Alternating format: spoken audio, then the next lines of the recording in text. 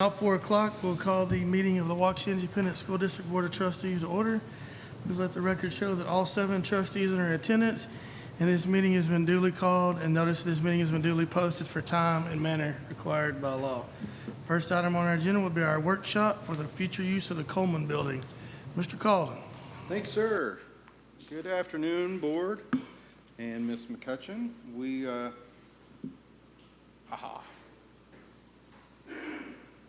There you go, guys. What do you think? It's not white. It's colored. Anyway, this morning in our walkthrough, it was just plain black and white, and they were like, "Really? That's a little boring." So I shaded it blue. Anyway, regardless, today we're here to talk about future uses of the Coleman building, and it is a workshop, so I do invite your feedback, and we'll kind of go through this. No magic bullet, magic pill on any of this, so still want to give you our best guess where we are at this point and get some feedback from you. Regarding the building itself, it was constructed in the late 60s, early 70s, opened in 1970 as Waxahachie High School. All areas of the property encompass approximately 303,000 square feet. So if you take the main Coleman building, go past the skywalk to where DAEP is and TLI, and also we're including JW and the Fine Arts Center and that 303,000 square feet under roof. It does not include the tennis courts and the softball field that are over there in that calculation, but this is just under square roof. It is not just a former junior high and a former high school. It also encompasses School of Choice, DAEP Challenge Academy, TLI, student resources like Mind of Batter and the Kiwanis Closet, our 18-plus education program, special education department administrative areas, and then we are planning to house the centralized registration and elementary PEMS employees over at that location as well, so that they have a better forward-looking representation to our community than the current portable building that they're in. So as we're kind of looking at what the Coleman building could be, we're also trying to be cognizant of what are some areas that we are seeing some struggle within the district in terms of just overall space. How can we best utilize the resources that we have to better fulfill our mission to educate all students? So came up with a list of about 6 items that administration is really considering as we look at what to do with the Evelyn Coleman building.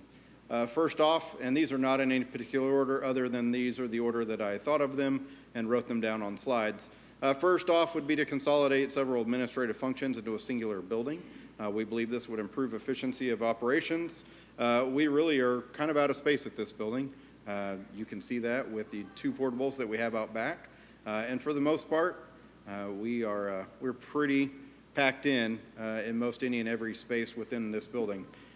Is there room to add a few more spaces? Yes, there absolutely are. We could do some renovation within this building, probably make 2 or 3 more office spaces within the building, but as a growing district, we know that's not going to be our forever home in its current state.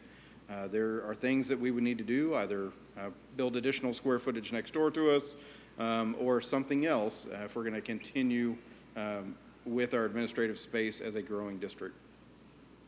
Without movement, first impression of our parents, registering students, and our staff will be that of a welcome to your portable building when you go to HR or when you go to PEMS.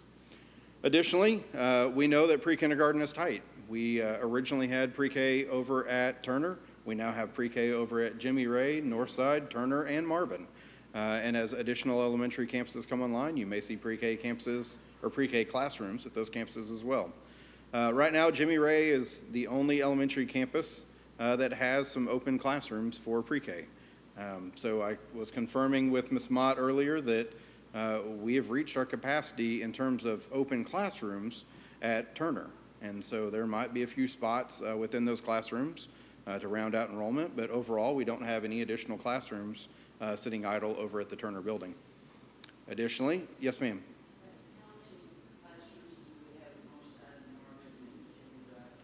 I believe at Northside it's 2, at Marvin it's 1, and at Jimmy Ray I believe it's 4.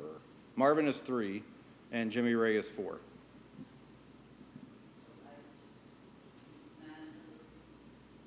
9, yeah, 8 or 9, yes ma'am.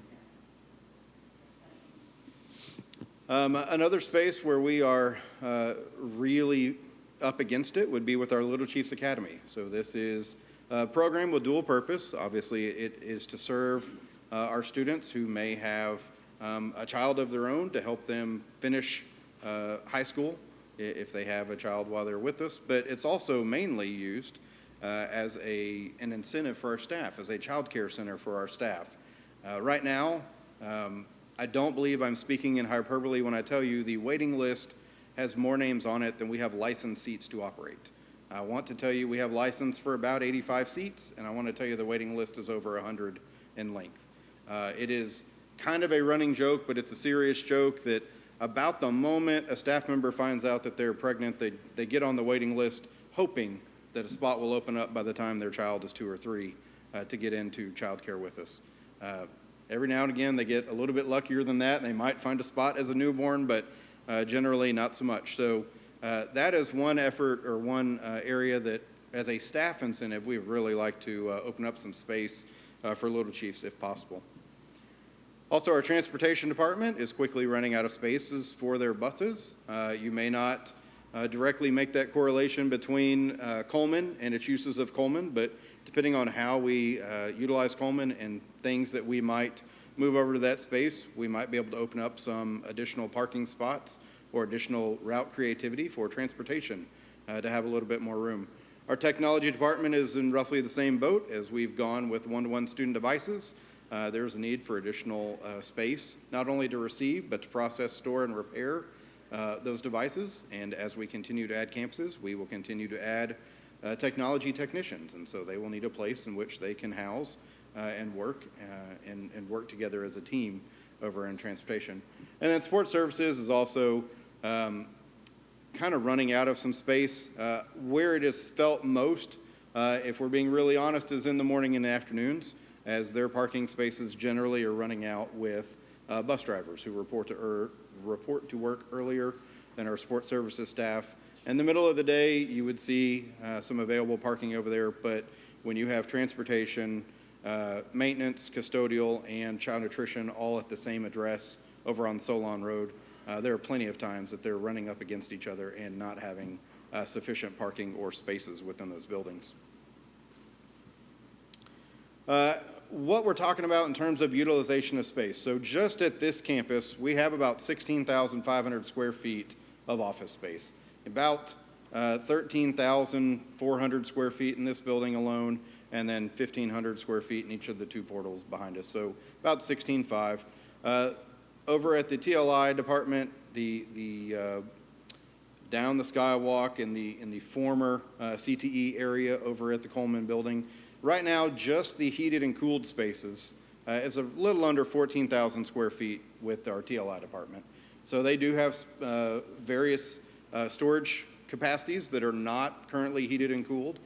So that would not fully encompass all of their spaces, but just a general idea of where we would need office space. That heated and cooled is about 14,000. And then special education, currently they have about 2,600 square feet of office space, and then they have about 4 classrooms across the hallway that would give them a total of about 4,000 square feet for all of their areas. So overall, we're looking at about 34,500 square feet of space. We are trying to be good stewards and utilize all of our facilities that we currently have. So go through a couple of suggestions for you. I will point out the one that's kind of my personal favorite, but that doesn't mean that it's the right or the wrong, but we'll just kind of go through these. One suggestion is to relocate our pre-K program from Turner into part of the Coleman building. When I say part of, think the northern part, the A and B hallways, kind of one of the newer additions down by Racetrack, and relocate the administrative functions in the southern part of that building. So if you kind of walk in, the main doors to your left would be pre-K, to your right would be consolidated administrative spaces. I'll let you see the strengths and the concerns. I'm going to focus a little bit more on the concerns than the strengths. The main strength with most of these plans is that we would get administration consolidated, and then from there, we would have some options on things to do. Moving pre-K takes up about 18 of the classrooms currently over at Turner. Just taking them off that campus is going to leave that building realistically underutilized for a hot minute. We're going to have to get an expanded license from,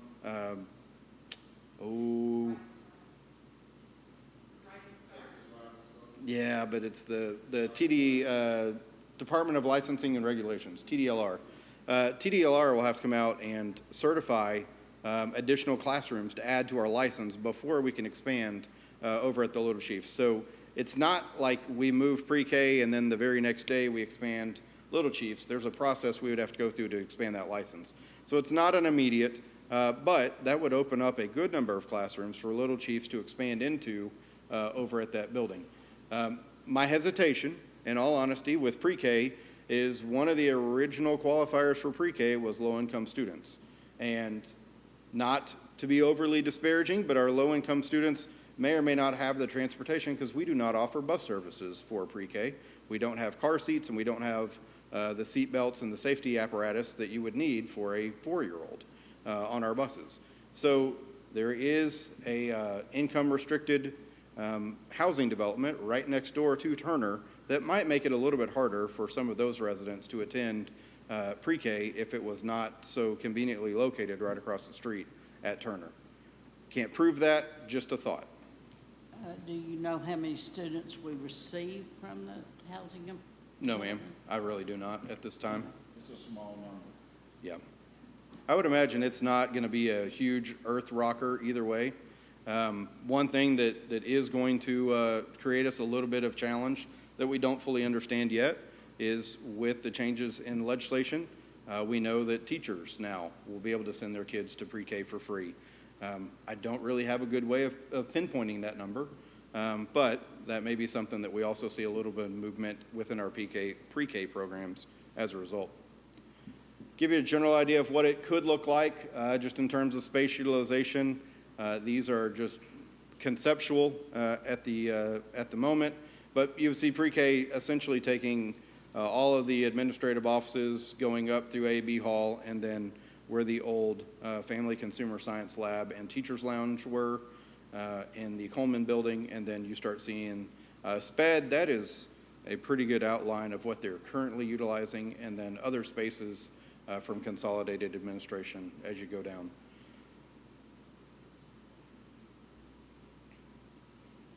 All right, another plan, or another proposal, would be to relocate Little Chiefs Academy from Turner into the Coleman building. So instead of relocating pre-K, we now relocate Little Chiefs Academy, and the rest of that puzzle is essentially a replication of the previous proposal, your administrative functions going over there. Again, one of the big concerns with doing this is that that's not an overnight thing for Little Chiefs. We'd have to go through the process of making sure that we had all the spaces and all the square footage requirements for them to be able to expand their license and operate in that Coleman building. So for the immediate, that would be everybody stay status quo, operate where you are as we work on getting things ready over at the Coleman building for that expansion. When they get their expanded license, then you would be moving. So it would not be an immediate fix for either Little Chiefs or for pre-K. Yes, ma'am. In order for them to get their license, they'd have to have a playground first, right? Yes, ma'am. And that's a big expense. Playground would generally be about $200,000. That yes, we would need to put a playground in, but to be real honest, it's going to be that way either way, whether it's pre-K or whether it's Little Chiefs. There's not a playground structure currently over there, so a playground would have to be constructed either way. But a playground wouldn't hold up pre-K from going over there like it would Little Chiefs. To be compliant with the expectations of them getting their recess time and outdoor time, it might actually hold it up a little bit. I mean, at the very beginning of school, we might be limited by temperatures, we might be limited by heat index, but that's going to quickly fade as we kind of get into, you know, more mild fall time when students would be allowed to go outside and have that recess time. Couldn't pre-K take advantage of that area by the cafeteria that's all fenced in, at least Yes, get ma'am. outdoors there? That's Then they've got kind of the our gym. thought. That's kind of our thought at the moment is that's kind of, we would morph that into the playground space for either or, whether it's pre-K or Little Chiefs. Because it's already fenced in and it's on the way to the gym. So we would have to add some fencing in the back to go from the building through to the gym, because right now it's kind of open where we used to have the portable buildings back there. So I was talking with Mr. Reeves today. We can either come from the corner of the TLI building and kind of go at an angle to where the gyms are now and encompass all of that grassy area, or we could just kind of follow the sidewalk along the grassy area from the cafeteria to the Turner gym. But either way, we would need to put a little bit of fencing on that end. Now, the daycare would also need a kitchen because they supplied lunch and, Yes, ma'am. and breakfast. Yeah, so in the A and B halls, there are about 24 classrooms right now. And so in just looking at it, we were thinking we would need at least 3 of them to serve as office space for Little Chiefs and kitchen space. And so taking those classrooms out would leave them about 21 classrooms. And I believe they're currently operating in about 8. So it would be an almost tripling of the space available for Little Chiefs within that area if we were so to move them there. Conversely, it'd be roughly the same with pre-K. Pre-K currently is, I believe, in 18 classrooms over at Turner. And so if there's 24 over there and we're taking 2 or 3 of them up for office space, I would still leave them about 21, 22 classrooms. They would have a little bit of room to grow, but not nearly as much to grow as Little Chiefs. Also over at the Little Chiefs, in the rooms where the kids are being potty trained, they have bathrooms and sinks. It's kind of hard to train a kid when you got to drag them down the hallway to a Yes, ma'am. bathroom. So Plus, you got to have the people to do it. absolutely. So when this whole process started, it was back in the spring, back in February, and Miss Mott and myself and Miss Gillum and Miss Clark all sat down over at Turner, and we started having conversations about bare minimums, what could happen, what must happen, what can't happen. And so as we walked through, while it may not be a best case scenario, Ms. Clark did tell us that she believed that they would be able to accomplish all of their tasks, potty training students, et cetera, with restrooms in close proximity and not necessarily in every single classroom. I was just thinking of that special ed. For special ed, used to have their offices over at Turner. There's restrooms close there. Yes, ma'am. That if they expanded, because right now in the baby rooms, they can do 10. So if they expanded down there and they had 2 more baby rooms, then we'd be up 20. They have 13 in the little toddler. 2 more rooms would be an extra 26, so. Yes, ma'am. Sweet. Yeah, their utilization of all that space may be dependent on their waiting list, and so it may fluctuate a little bit year after year. But yes, we were kind of looking at potential significant expansion of Little Chiefs, realistically in either scenario, whether they are expanding within the Turner building or whether they're expanding within the Coleman building. There's great room of potential growth for that Little Chiefs program in either building.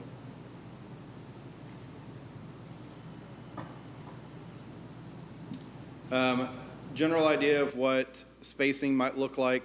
This one is a little bit smaller in terms of its overall footprint of Little Chiefs. They do not currently encompass as many rooms as pre-K does, and so allowing them the ability to grow would not require the same use of all of the space over at Coleman that it would require for pre-K. And so you can see just kind of a general idea of what it may look like. This plan would also add a couple more professional development spaces for our district as well within that facility. Where's the front door of the building on this? Right between where it says SPED and the blob right above it is the main front door that has the long covered walkway. The general idea in my head in kind of drawing out these spaces was what would be the things that a lot of people would likely be going to this building for. So I tried to keep the superintendent close to the front main door, and I tried to keep special education close to the front main door, just assuming that those would kind of be some of the big reasons people would be going to the administration building. The general idea also is that Little Chiefs would have their own separate entrance off to the north of this map. That's the current bus loop. It already serves as student entrance on that end. It has badge access. So it would be thought of that that would serve as their entrance on that end for Little Chiefs. We'd also have a badge-controlled wall put up in the hallway to kind of delineate Little Chiefs from the rest of the building, which would also be something that they would need for their license, but to help kind of delineate some spaces within that building. I think that both of these are good ideas for the use of the Coleman building, but I think that taking pre-K to the Coleman building would be easier for Little Chiefs to get the licensing and convert as far as construction-wise. You're gonna have some work over here. Yes, sir. Turner is already kind of set up for little kids. Daycare would easily be able to convert over into that space. Yes, sir. Have we looked into what the value of this property is? I mean, this is the most expensive piece of property the district owns, and I'm for utilizing everything, but I think that's a big piece of the equation here of how you have to do that in a long-term plan.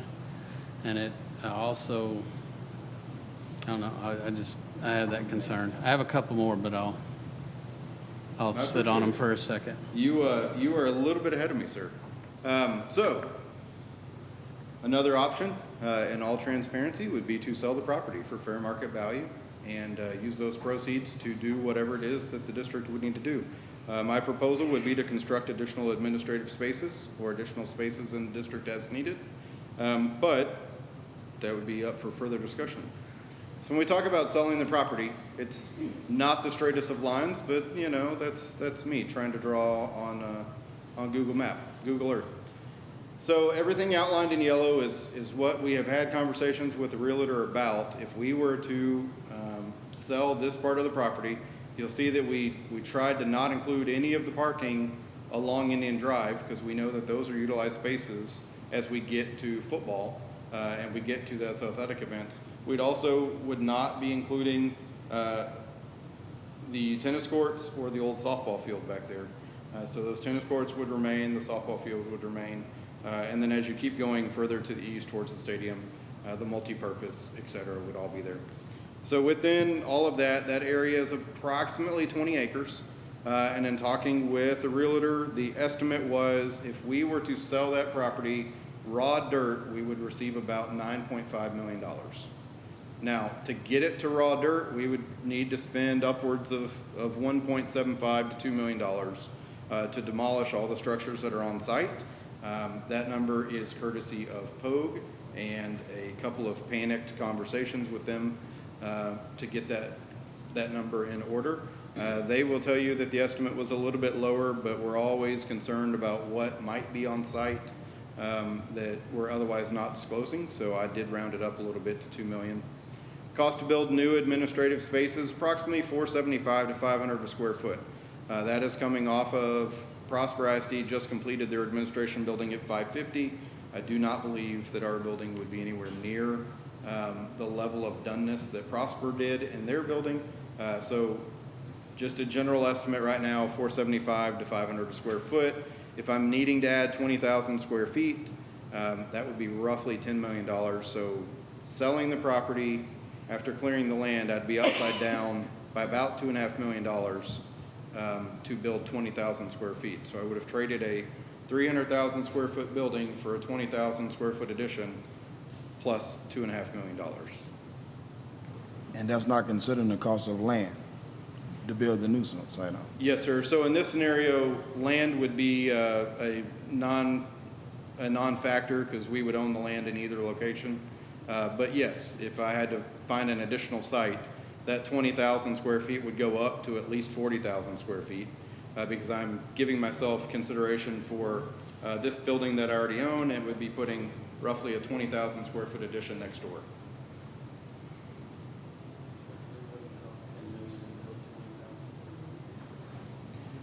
You know, it sounded a little high when I heard it from Pogue, but, you know, I got it from Pogue and they, yeah. Do you have, All in with architects and fees and everything. I said, yeah, you know what? I'll run with the number. I don't have time to boil it down today. Yes, you have sir. an estimated cost on what it would cost to do these proposals you have presented? So realistically, for the most part, Coleman is a bunch of classroom space as is. And so moving Little Chiefs or moving pre-K, for the most part, that is almost just move in, ready, here we go. We'd have to do a lot of communication with families. We would have to do a lot of communication with our community. There would be some things, yes, that we would need to update. In the bond and Proposition C, there is some money for the renovation of the Coleman campus.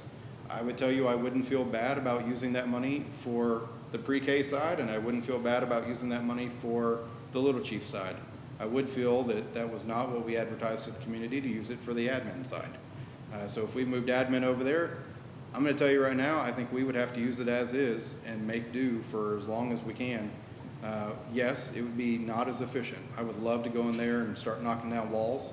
I just honestly don't have the money to go and do that. But I know that I have space over there that would encompass, or that would allow for all of us in this building to be on one campus.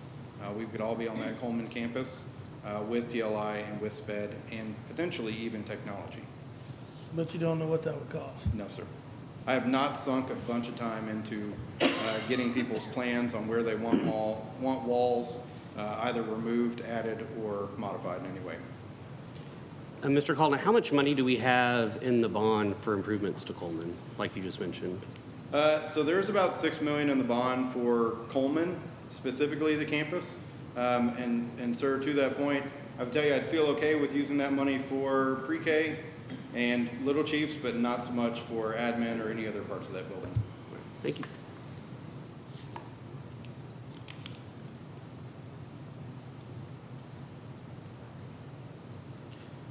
So, you know, one of the knocks of moving Coleman across the street was the building had all kinds of problems, structural, I mean, you name it. So what happened to those issues? Because it hasn't been corrected, to my knowledge.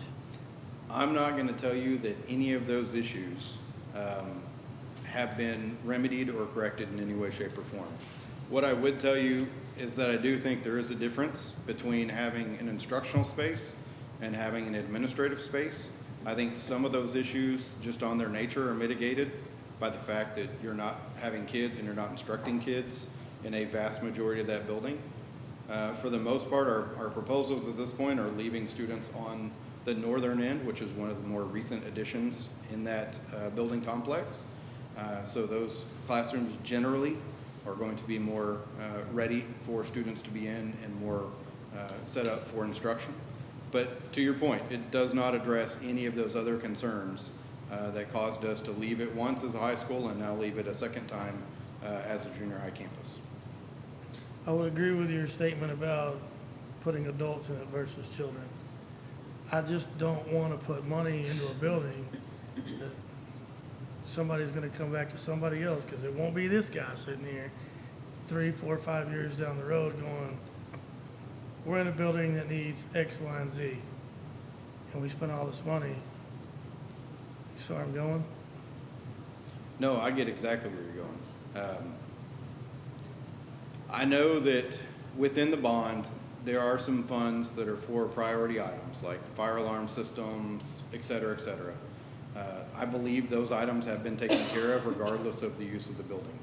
As we start getting further along though, I believe roof was already addressed, HVAC was already addressed previously. There are going to be some things that if admin moves over there, we're going to have to accept as is, and we can slowly work over time to modify those as our funds are available. But to be honest, I don't see us going out for a huge, $15, $20 million bond to renovate the administration building. I don't think that plays in Ellis County. I don't think that plays in Waxahachie ISD. I think we would have to make use of it. To be honest though, on the other end, I think that there are concerns with this building that we just have to, we accept and we just keep on rolling on with life. Within most any rooms in this building, you can tell what it's doing outside just by putting your hand up on the window. So when it's cold, we've got frost on the inside of our windows. When it's hot, you know it. You feel the cool air leaving around the windows as well. This building is in need of an upgrade. It's in need of some love, some renovation work as well. That would be the question, I guess overarching question is, this building from early 1900s, do we want to sink money into it, or do we want to move to a building that is, I don't know exactly how much newer, but I know 1970 is a lot newer than, I believe this is 1911 in this building, so we're looking at a good 59 years newer. It will have its own problems, fully understand that. I'll be willing to bet this building was constructed better than that one was. I'm not willing to argue with you on that. When do you think you could get us a true number of what it would cost to do what was presented? So short of getting with an architect to actually detail out all of the changes that we would want to make at that building to compare apples to apples, right now, I can tell you I'll work on it, but I don't have a good timeline for you on when I can It's get gonna be you. hard personally for me to say yay or nay without Yes, sir. a price tag. What? Something that bothers me about the concept. I think all the concepts you presented are good. I think definitely helping any of our teachers with childcare. It's A plus two. There's so many things this we have to do. What bothers me more than anything is we're talking about moving any buildings. We still have kids, and I'll just say out loud, we still have a football team that comes every day. How can I spend money on something else when I don't have all our kids in the same place? And I just have to prioritize things. The kids are the most important thing to do. The kids that are already enrolled, I mean, pre-K kids are great, I love those. Little Chiefs is great, but our core job is to educate our students and take care of our staff. Yes, And sir. I have a hard time allocating those dollars until I got everybody in a safe place. And driving my kids down the highway in a bus is not safe. Understood. I mean, you know me, I don't beat around bushes very good, so that's my concern. Thanks, sir. I appreciate that concern, but I will also say that I get a lot of the overflow from the students who have kids. They call my daycare, and we take them in. We make room for them when we don't have room because, again, there's no room at Little Chiefs. There's no room. Is the building there where Little Chiefs located now at the old Turner Building, is there any room left in there for them to expand what they have? I understand that they have to have registration or licensing from the state, but what is the square footage like? Yeah, my understanding is there's not an open room in that entire building on the pre-K side or Little Chief side. Yes, sir. And as far as cost, you can get with any architect that you like, but before you get a true cost of what it's going to take to move the daycare, you're going to have to get with child care licensing because they're going to tell you some things that you're going to need that you're not going to know of. Just well, you can get an architect who's familiar with daycare, but yeah, you're going to sit down with them and say, hey, this is what we're looking to do, and they're going to have to line it out for you. They're going to pretty much tell you how to do it.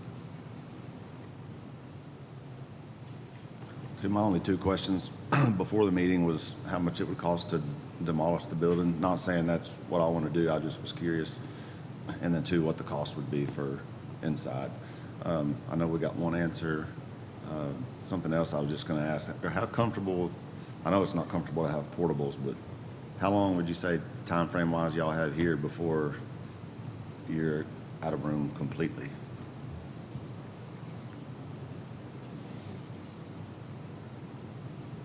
The realistic answer is as long as you tell me to stay here, we'll make it happen. We'll do whatever we need to do. Functionally, yes, I would imagine we've got a little bit more time left in this building. Whether it's 5 years, whether it's 7 years, I really don't know. All of that is going to kind of be determined by the needs of the community. Mm-hmm. And when our friends meet in Austin, there may be needs that we're not thinking about. To that end, there might be some things that we're able to do. We have operated as a non-contiguous administrative district for quite a while. We've had TLI disassociated from The other administrative functions, you could even add to that. Technology has not been a part, child nutrition, support services has not been a part. Can we continue operating that way? We can. Is it inefficient? It is, but we can make do. We can develop different processes and procedures to make sure that we bridge those gaps the best that we can. So directly to your question, Mr. McCutcheon, I would imagine that, you know, if that's the way that we want to go as a district, we will make it work, and we will continue doing what we need to do.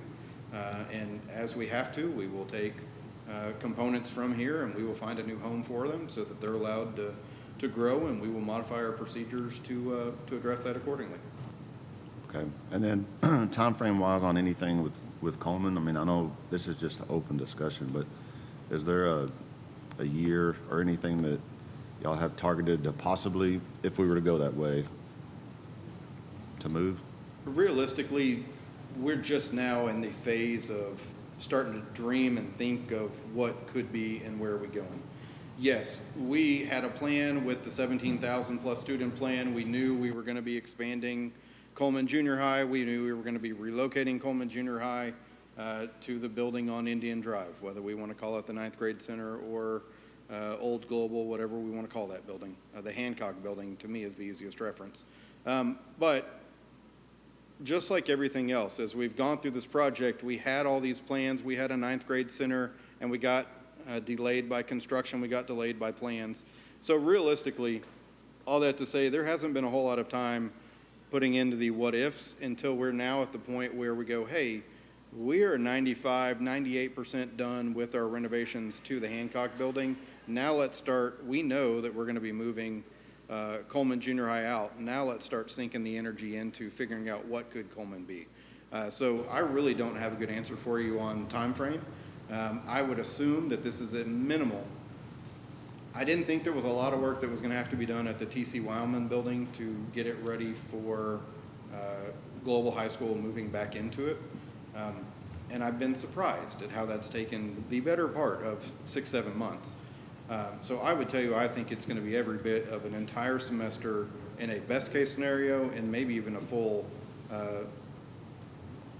academic year in a probably more realistic scenario. I don't think this is going to be a weekend move where Gotcha. we go, hey, we've been doing this for 3 weeks, let's move. I don't think that's going to be the case at all. Okay. Thanks for the info, because some of the questions I had, you answered them, so Okay. I appreciate it. Thanks. Thank you. Mr. Calden, could you maybe let the board know our current situation with our centralized teams and possibly needing to relocate some of our directors to Waxahachie High School just in the meantime? Absolutely. So right now, in one of our 2 portable buildings, we have the shell of our PEMS department. And so with our budget reduction committee that met in the spring, we decided we were going to centralize registration and elementary PEMS. So we've removed some elementary PEMS positions, we've consolidated those amongst campuses, and we've moved them to a central location. So that means that I really need spaces for about 3 more people, or 4 more people actually, in the PEMS world. So I've got a couple of options at this point. Option 1 is I can remove the PEMS department that was already here, and I can put them on another campus. My preference would be Coleman at this point, but that's always up for discussion. I can put them at Coleman because it would not be a portable building as the welcome face to registering your student at Waxahachie ISD. My other option would be to relocate 3 directors who are currently out in the second portable building and make that the PEMS, centralized PEMS and district enrollment center for our centralized enrollment. So those would be relocating the CT director, the fine arts director, and the director of security. So we would have to do some work on our end to identify appropriate locations in which to house those individuals, but we can definitely start working on those plans as well. Have we looked at or thought of any more about, I won't say locations, you could probably think of a couple and I can too. Is it also worth it to maybe utilize part of that Coleman building if we need to for some type of sub-elementary type children, whether it be one or the other, then get rid of part of the other and look at a some of the existing office buildings in Waxahachie that have come up recently that are pretty sizable and pretty large. Yeah, no, that's a I great mean, question. because I think that might be another way to spend your dollars without having to. I'm a little concerned about what you might find in WHS if you go start tearing it apart. It could get real expensive real fast. And your last point is the reason that I inflated from the original estimate of 1.8 million to demolish it to 2 million, because I don't really know. With an acid cabinet, with grease traps, with the possibility of the A word, there are plenty of possible hiccups. I know. I don't want to speak it into existence, but I think you're absolutely correct. In fact, I'm pretty sure that we know it's there and it's encapsulated, but that means that it's just going to cost a good bit to get it out. So to that end, that I tried to be conservative, but also realistic on those demolition costs for that reason. To the other part of your question, yes, as buildings come available, that is one thing that we try to do is we try to go and look and try to, well, we look on paper first. We reach out, we talk with our realtor and we say, hey, if you know of things that might be realistic, might be a possibility, don't give me, the 500 square foot or the 4,000 square foot office building. That's not going to suit a need. But if it's of size and there's a way that we could make that work, absolutely. We'd love to look at those and start dreaming of ideas. How can we make this work? There are some options that may be things for us to consider in town. As other spaces come available, maybe we consider those. Unfortunately, though, for the most part, those are going to be straight out of fund balance to make those purchases happen, as we don't have any bond funds related to purchasing of facilities. So, yes, we try to do our diligence as things come open, and we try to scout some out in the meantime. Go, hey, if this building ever came available, man, that might be something to consider. But usually when we do those, they don't come available. just to be real honest about it.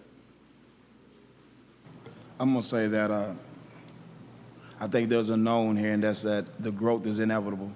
And so at some point here real soon, you're gonna need to expand pre-K. I know Frankie Lugetta is coming. Don't know how many classrooms there is gonna be allocated for pre-K, but you're gonna need more pre-K space, and with more teachers, Creek, Frankie Lugette, you're gonna need more daycare space as well. So either way it goes, here soon, you're gonna be looking to do something as far as expanding those, whether it's the Coleman building or not. Yes, sir.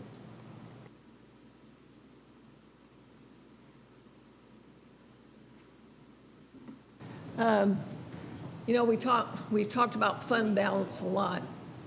And if we start talking about dipping in the fund balance to buy some kind of structure here in town, what are we going to tell our teachers when we keep telling them we can't give them raises because we don't want to dip into the fund balance?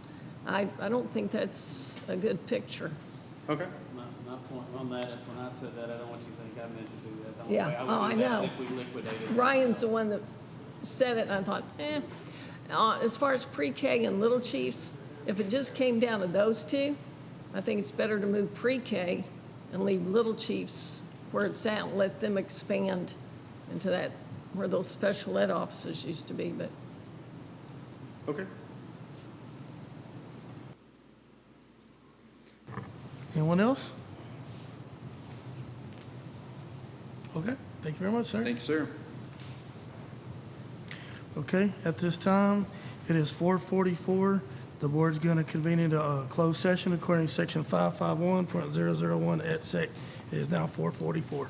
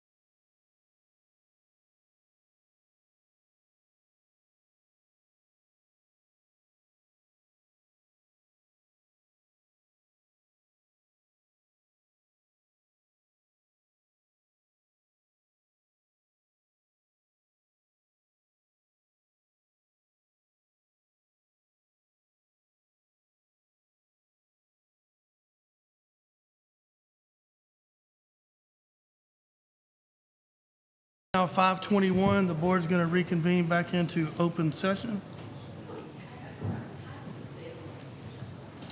At this time, I'm going to ask Mr. Cooper to lead us in our invocations, then followed by our pledges of allegiance to the American and Texas flag by Marissa, Adeline, Eleanor, and Everett Lockridge.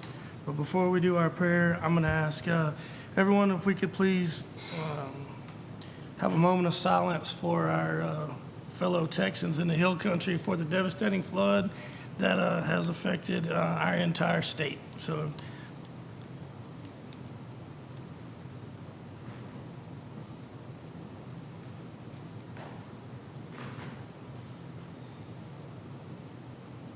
Okay. And thank you all for that moment of silence. Let us pray.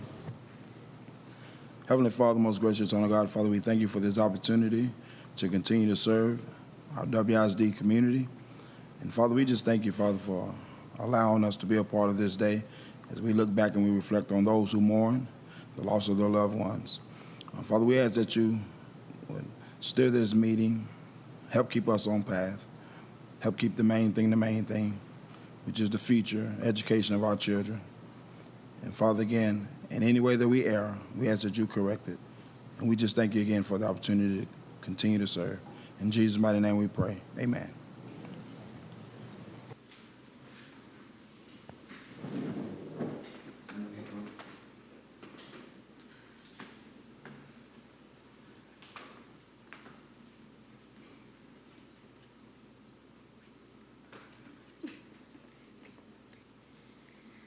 I pledge allegiance to the flag of the United States of America and to the republic for which it stands, one nation, under God, indivisible, with liberty and justice for all. Honor the Texas flag. I pledge allegiance to thee, Texas, one state under God, one and indivisible.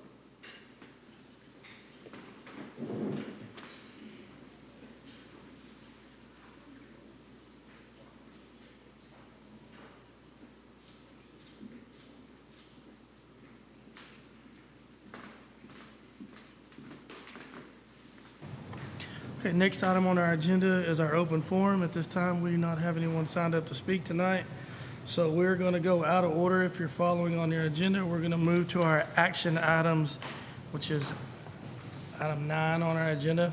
Action item A, consideration with possible approval to hire a director of public relations. Clerk Calder. All right, good evening, Boyd and Ms. McCutcheon. It's my recommendation that the board approve the hiring of Rebecca Lockridge as the Director of Public Relations. She brings a strong background in communications, deep ties to our community, and a clear understanding of our district's values. She's forward-thinking and well-prepared to lead our public engagement efforts with transparency and purpose. Any questions? Okay, I entertain a motion to approve action item A as presented. So moved. Motion by Mrs. Timmerman, Second. second by Mrs. Kriegel. Any other discussion? All in favor, say aye. Aye. Opposed, say nay. Motion carries 7-0.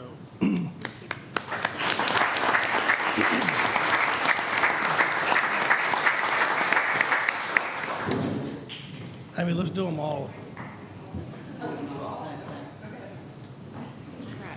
Okay, moving to action item B, which will be consideration with possible approval to hire a director of curriculum. All right, Board. I recommend that the board approve the hiring of Brandy Morris as the Director of Curriculum. With over 20 years in education, she's successfully led district-wide initiatives, developed meaningful curriculum and assessments, and supported staff through high-quality training. Her experience in leadership will greatly enhance our academic programs. Any questions or comments? Okay. Entertain a motion to approve action item B as presented.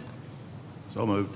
Motion by Mr. McCutcheon, Second. second by Mr. Pitts. Any other discussion?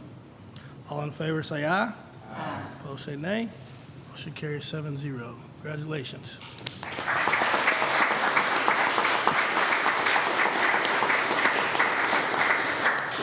And our last action item will be consideration with possible approval to hire principal at Findlay Junior High. Thank you. It is my recommendation that the board approve Ben Bridges as the principal of Findlay Junior High. He has a strong understanding of the campus's needs and culture and brings a sense of consistency and care to his role. He's committed to protecting the unique strengths of Findlay while continuing to support its growth. I recommend that we approve Ben as principal at Findlay. Questions, comments? Okay. I'll entertain a motion to approve action item C as presented. So moved. Motion by Mrs. Kriegel. Second by Mr. Cooper. All in favor, say aye. Aye. Those say nay. Motion carries 7-0. Congratulations.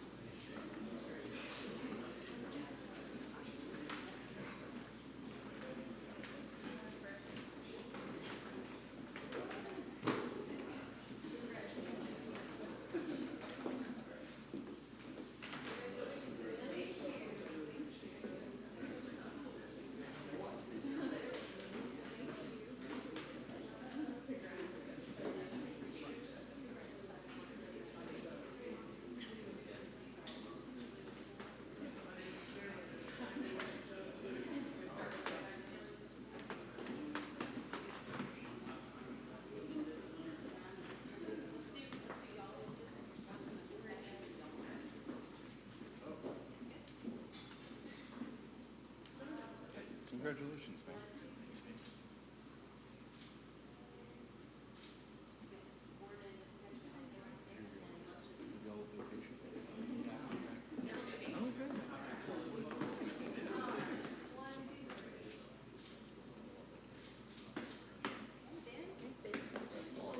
Good job, man. Keep up that rate.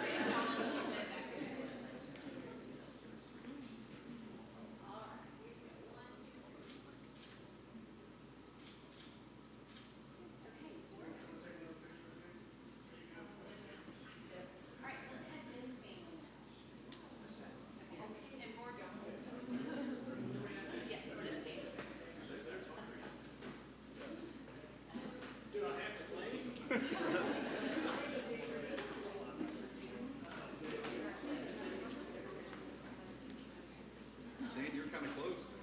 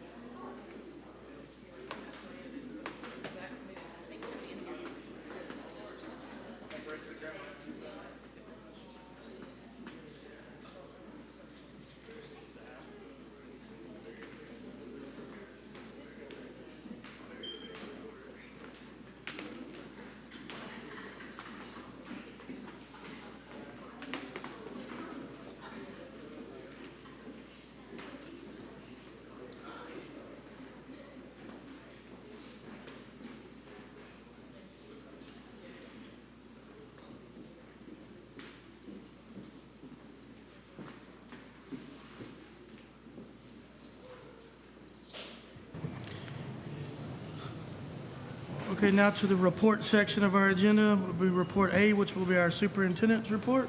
Ms. McCutcheon.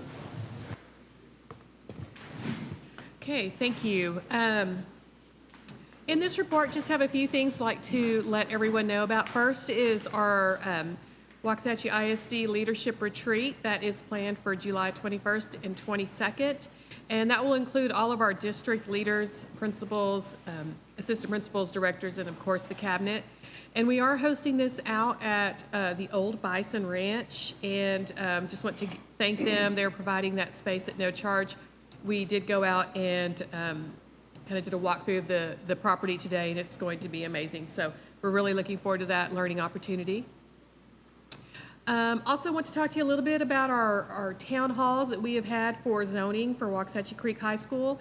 So there were 6 planned for over the summer. 4 of them have been held, and I'd like to thank Dr. Avert for his help with those. The last 2 will be held both on August 7th. We will have one at 10 a.m. and one at 6 p.m. Those will both be held at the Coleman Fine Arts Center. And we have had quite a few questions throughout our process with these town halls.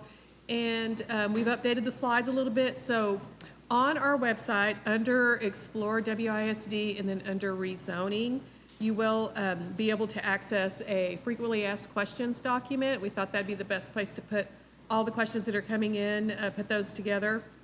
And also, the current slide deck is available under that same area on the website, Explore WISD and rezoning. And then last thing, I would just like to once again thank Dr. Averett for all he has done for Waxahachie ISD, all the students' lives you have impacted, all of the staff and parents, and so we greatly appreciate you.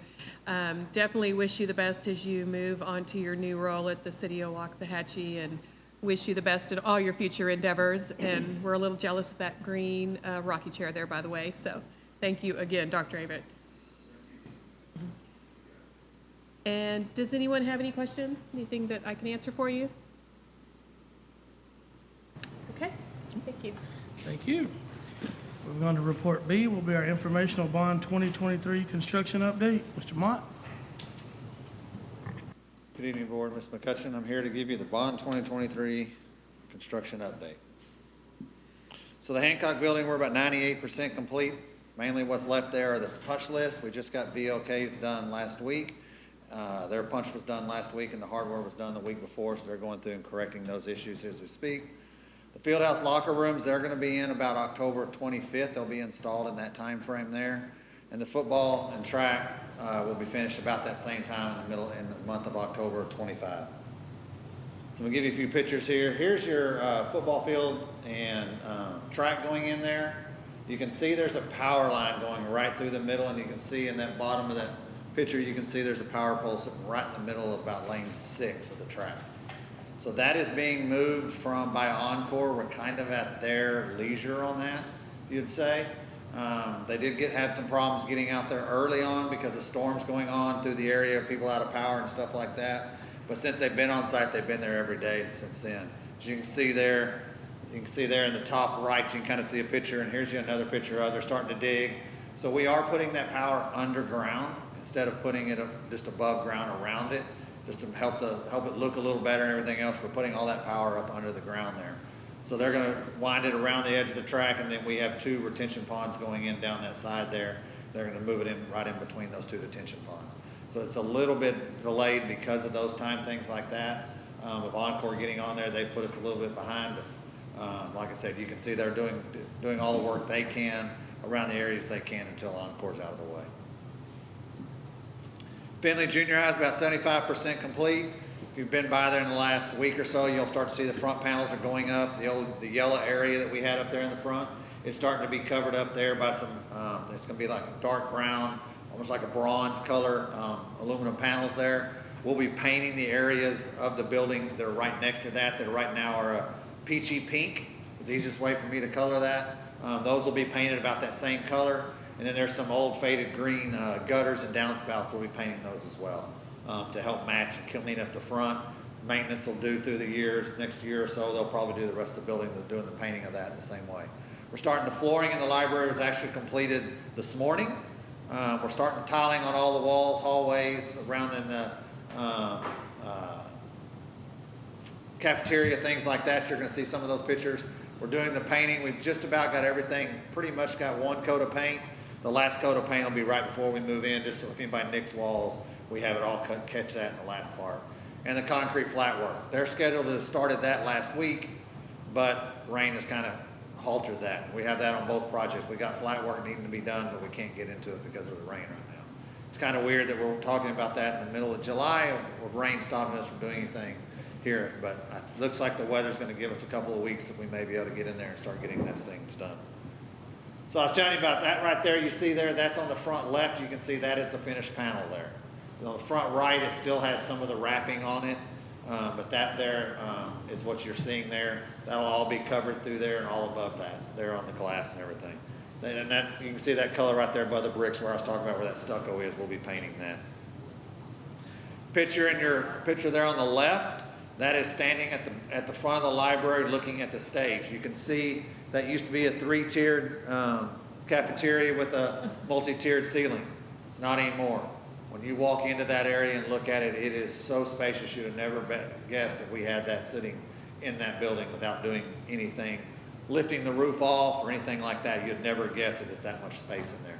And then the area picture on the right, that is actually looking from the hallway through the edge of the cafeteria into what will be the library. That'll be a glass wall right there looking over into the cafeteria and looking into the library right there. As of today, all that is tiled right there that you see, all those pallets of work, that's all got tiled today. Everything, you can see the tiling in that picture on the left of the stage.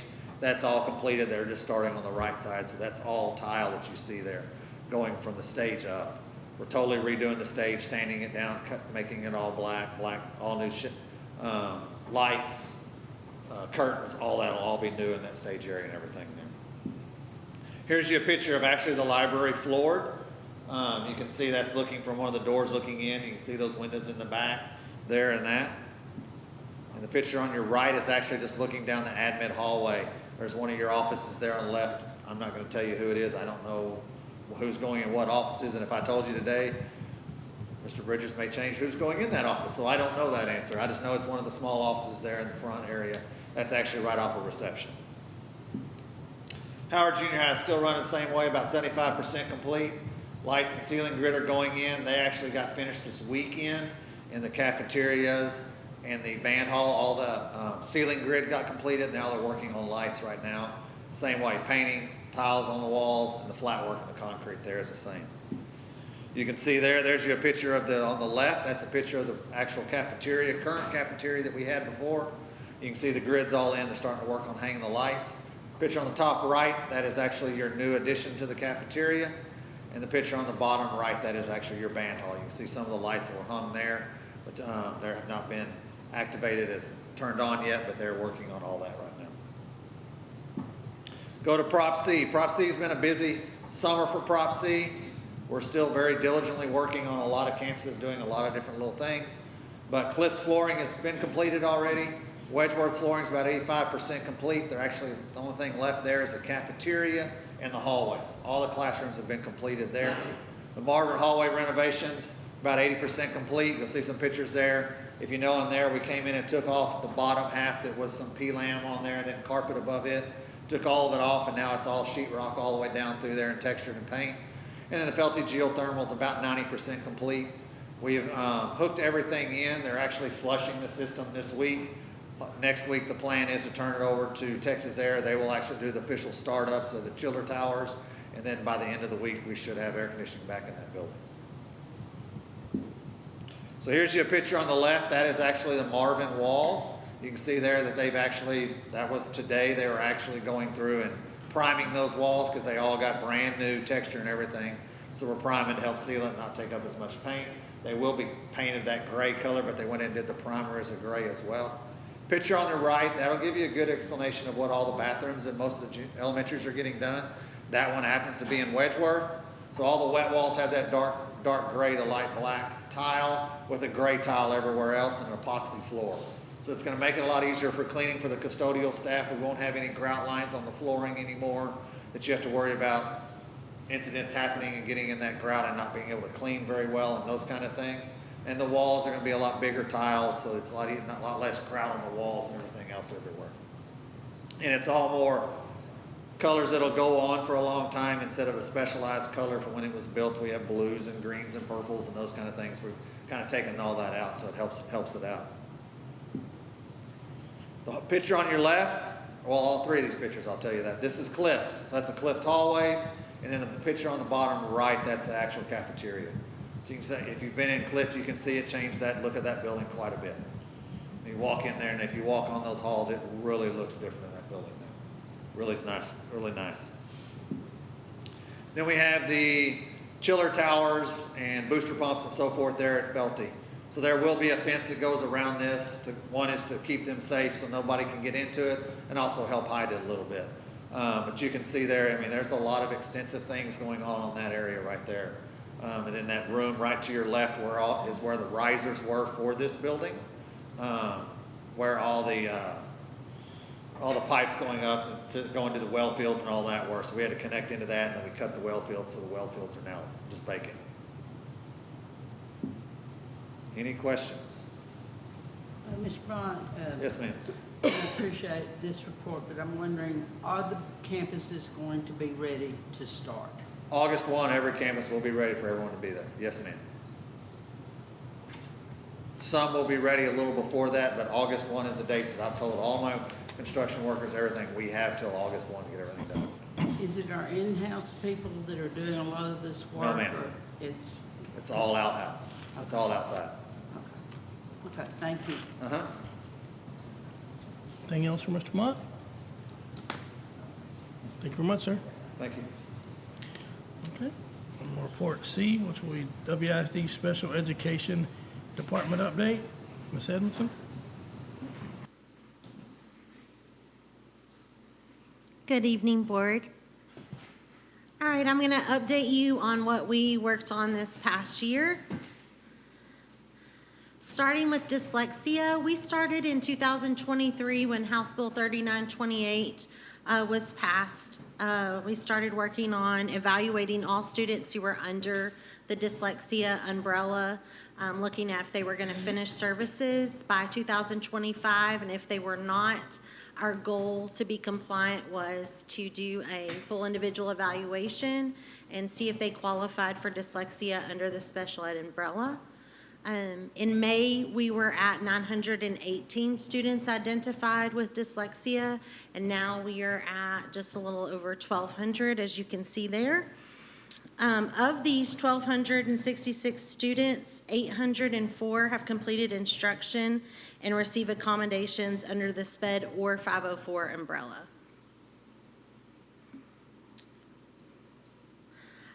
Just some year-at-a-glance totals and numbers to show you growth or decreases. Last school year, our student population increased by 119 students, not last school year, I'm sorry, 23-24. And this past school year, it increased in the SPED population by 256. This is due to the dyslexia identification and Waxahachie being a fast growth district. We've received many transfers from surrounding districts and from out of state. Under speech only, our students who received speech therapy started with 249 and ended with 216. We have around 20 speech language pathologists who are working hard to meet student needs, but also dismiss them when appropriate when they've mastered their goals and no longer need those services. And then I just repeated the dyslexia totals there to have it on one page for you. All right, referrals. Our initial referrals grew by 18 this year, so when you consider our growth from last year to this year, you can see that we are doing a better job or an effective job of referring students. We are at a 90% qualifying rate. We're still collaborating with TLI and Ms. Heimbuch's team and our MTSS team to improve Tier 1 instruction and interventions to continue to reduce referrals. Next, I wanted to provide a brief look at how many ARDS campuses hold in the time spent making effective decisions for students. The 10 elementary schools had over 1,500 ARD meetings. If you break that down between the 10 elementaries, that's about 150 ARDs for the year. And then when you look at them being in school 187 days and you take out special events, field trips, STAR testing, benchmarks, and things like that, that is a lot of commitment from administrators and teachers in ARD meetings. Junior high was at 768 ARDs, so that is 256 ARDs over the 187 days. And then the high school was at 650. So that's an average of 3.5 ARDs per day. Our ARD committees, of course, to be legally constituted ARDs, include staff from all areas of the school. And our administration, our SPED teachers and case managers, and our general education teachers devote a significant amount of time to preparing effective education plans for our students. And it's a huge time commitment for administration to schedule these as well.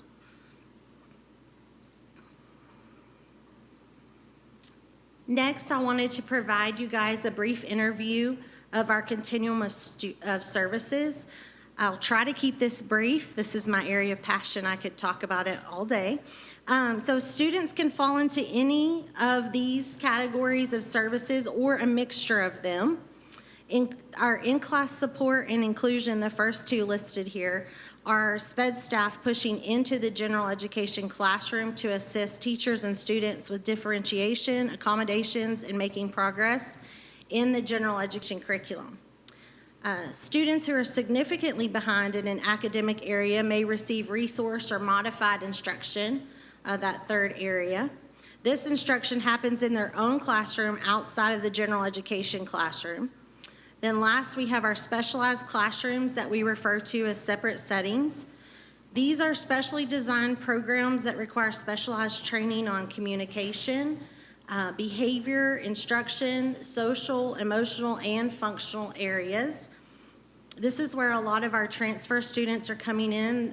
Surrounding districts, parents call us weekly and ask what programs we have and can we meet their child's IEP, and then the next thing we know, they have a house in Waxahachie and they're coming into the district.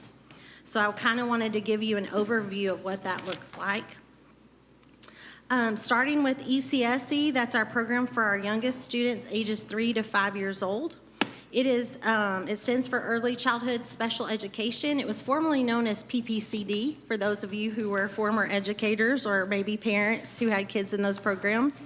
It's at Turner, and we currently serve 62 students there. PBSE is our Positive Behavior Support Environment, which serves 65 students. These students most often have an emotional disability where they struggle to regulate their emotions and cannot participate in a general education classroom all day. Next is SLE, our Structured Learning Environment. It is one of our biggest programs with 103 students currently served. It targets students who need a high level of predictability, warning of changes in their daily routine, and assistance communicating their emotions or needs. Then life skills is our biggest, as you can see. It's for our students with significant intellectual disabilities. These students typically qualify to participate in Special Olympics, which many of you see the pictures or participate in those events. Those are our students who are usually there. You're cheering them on. This past year, we had 8 students who received homebound services, which means a doctor indicated that they were not medically able to attend school or would be successful. It could be a detriment to their health. The last of our separate settings is our 18+ program that we are just moved from Global to Coleman building, and we have renamed it EXIT, which stands for Experiences in Transition. These students are working on post-secondary goals such as job skills, independent living skills, or functional skills.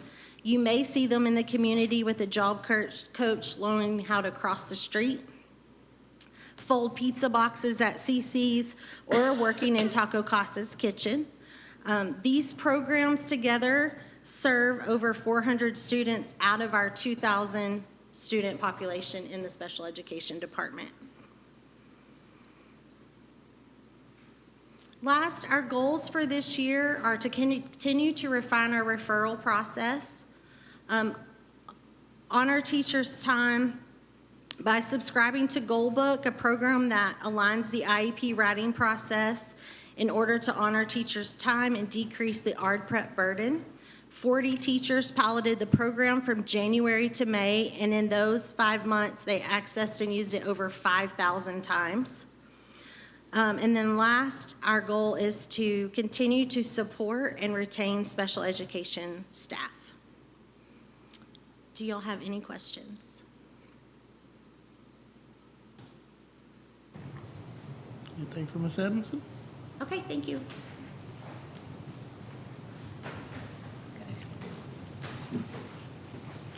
Our last report will be our informational report on policy update 125. Mr. Cagle? Thank you. Good evening, Board. Ms. McCutcheon's going to join me here, but just to briefly talk to you about policy update 125. As usual, there are some legal updates which do not require board approval. You can see the breakdown there. There are a few local ones that we will give you a brief overview on. And remember, this is just an informational meeting at this point, but we will be coming to you later this month to hopefully approve these. Ms. McCutcheon? Okay, there are 3 policies in local policies that pertain to governance, so I just wanted to spend a few minutes going over these with you. So the first one is policy BDAA local, has to do with officers and officials and duties and requirements of board officers. There's very minimal revisions to this policy, but it is recommended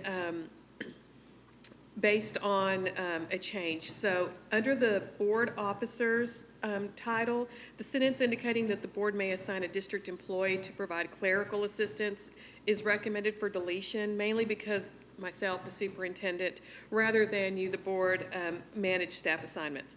So that includes providing support to the board. And then another small revision under terms and duties. The vice president, the revised language clarifies that when the vice president automatically becomes president due to vacancy, they serve as president until the board reorganizes. So it's a very small, minimal change there. The next policy, BDB local, has to do with board internal organizations and has to do with board committees. And so this policy is being revised, and it's to clarify the difference between a board committee and an advisory committee. And so accordingly, the subtopic of this code has been changed from internal committees to board committees. And new provisions are recommended to establish how board committees are formed and outlines their purpose. The text addressing dissolution of board committees is also recommended for inclusion. And the language previously at special committees has been moved to the next policy, which is BDF local. BDF local is a new policy, and it is recommended for inclusion as it coordinates the changes with policy BDB. And the subtopic of this code has been changed from citizen advisory committees to advisory committees. Language has been moved here from BDB local, and it's updated to clarify how advisory committees are formed and the parameters for responsibility. And a section on dissolution of the committee is also recommended for inclusion in this policy. So it's really, BDB and BDF are really just clarifying how those committees will work. And then a very small change on the first policy on duties of the vice president. Very good. Thank you so much. Moving on, EI local has to do with partial credit, how it is awarded. It is just clarifying some language, changing it from combined grade for to average of. So when a student doesn't obtain a passing grade in one semester of a class, for example, how that grade is decided to award that credit.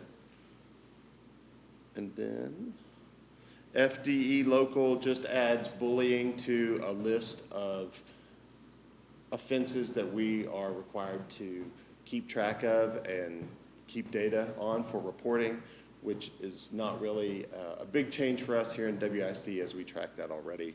FEC local does have quite a few changes. However, it really has to do with how, instead of the board previously being required to set up attendance committees to look at credit approval for students that fall between the 90% and 75% of attendance, that falls to the administration, that they can set those up. And it also clarifies some of the language about how those cases are reviewed. Now, these last two are not technically a part of Update 125, but they are some updates that we are going to need very quickly because we're required to have some policy decisions made by September 1st, and this has to do with allowing or disallowing, in this case, students who are currently enrolled in private school, including homeschools, whether or not they are eligible for participation in extracurricular or curricular activities at WISD.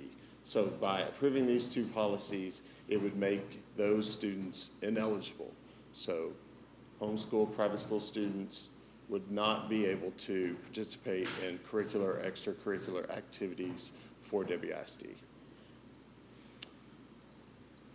So here's an overall breakdown of the legal policies and how they fall into the various sections of the policy code.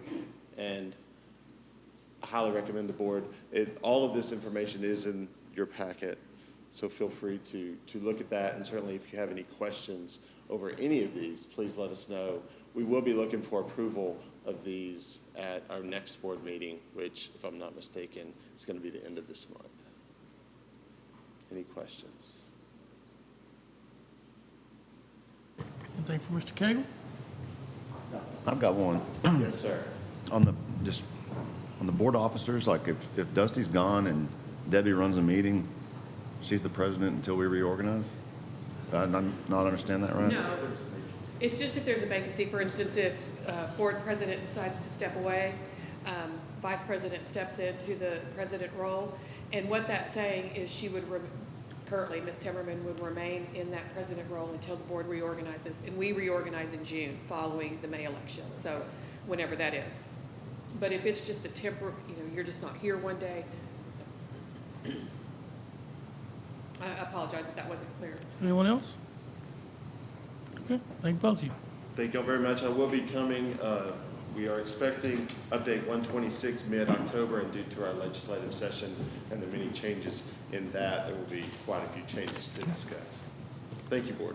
Mr. Thank you, Cagle. Ms. McCutcheon.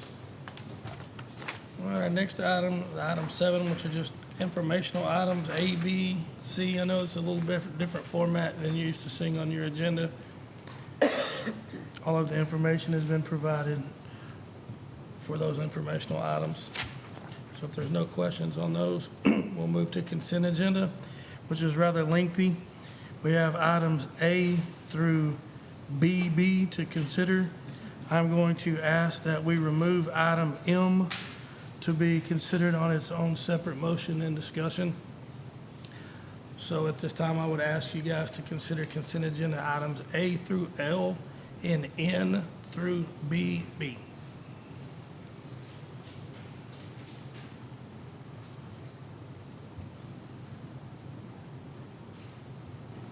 All right, Mr. President, I move to approve consent agenda items A through L and N through BB. Have a motion by Mr. McCutcheon, Second. second by Mr. Schofield. Is there any discussion on consent agenda items?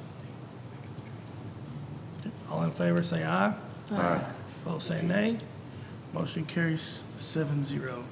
Now, item M, consideration with possible action to approve a land easement related to property surrounding Waxahachie Creek High School. Mr. President, I'll be abstaining from discussion and voting on this as I am a authorized signer of one of the grantors on this easement. Okay. Do I have any questions about item M specifically? Okay. I will entertain a motion to approve action item M. So moved. We have a motion by Mrs. Kriegel, second by Mr. Schofield. Any other discussion? All in favor say aye. Aye. Opposed say nay. Motion carries 6-0 with one abstention. Did you catch that? That's with one abstaining. Okay. Okay. So before I ask for a motion to adjourn, I know this was mentioned earlier, but I'm not gonna adjourn this meeting until I recognize Dr. Averett one more time. I just want to tell you I have enjoyed our approximately 6 years of working in the many, many hats you've worked here at WISD. 30 plus years of education. And I think we talked before the board meeting, approximately 250 board meetings. And this is the final one. That's why you have the big smile on your face, correct? Okay, all right. With that said, I will entertain a motion to adjourn. So moved. Motion by Ms. Kriegel. Second by Mr. Cooper. All in favor, say aye. Aye. Motion carries 7-0. Very much.